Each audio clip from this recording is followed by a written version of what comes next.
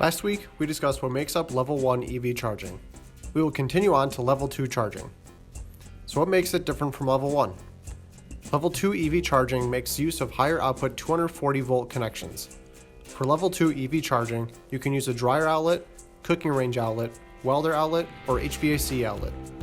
With Level 2, you can charge your vehicle completely in a matter of a few hours, making it more convenient and less time consuming than Level 1 charging.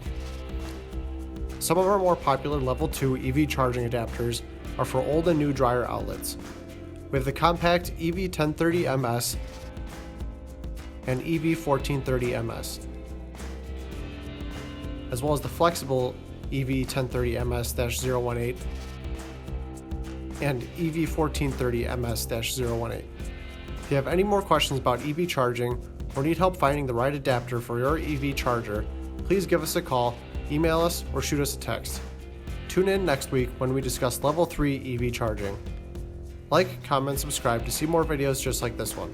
Shoot us an email if there's a topic you'd like to see us cover. Thank you for watching.